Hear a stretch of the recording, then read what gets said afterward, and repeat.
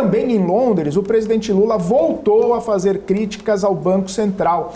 Diz que não questiona a autonomia da autoridade, mas que é preciso fazer críticas sobre a condução da política monetária, porque mesmo com a independência, o Banco Central não é intocável.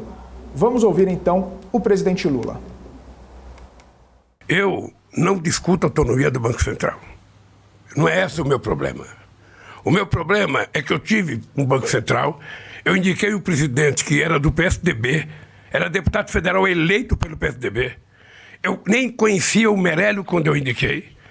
E eu duvido que esse cidadão tenha mais autonomia do que o Meirelles teve.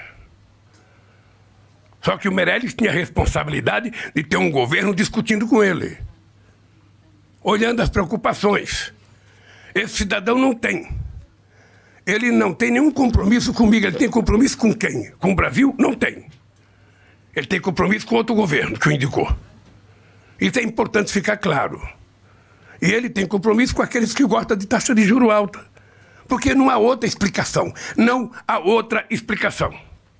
Eu já disse isso numa entrevista. Outro dia, numa entrevista para uma jornalista, ele disse: para mim atingir a meta de 3%, a taxa de juros tem que chegar acima de 20%.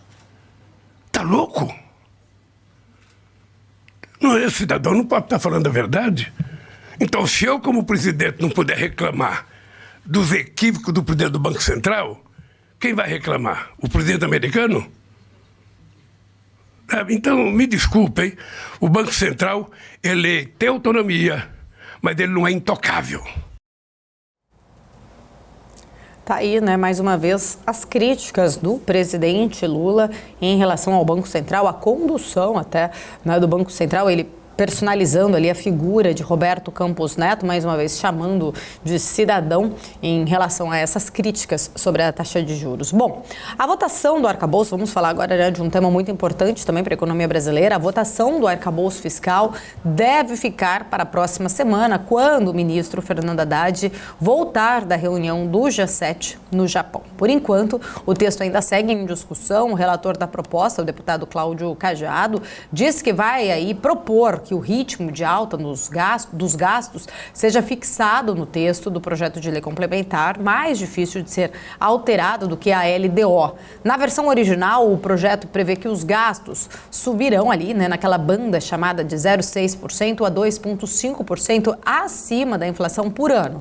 Mas estas referências seriam válidas apenas entre 2024 e 2027. O deputado disse ainda que a derrota do governo, no caso dos decretos do marco do saneamento, não deve afetar a votação do arcabouço fiscal, que tem aí já um acordo na casa. Mas ele alertou que o governo ainda não tem uma base sustentável hoje para poder aprovar qualquer medida.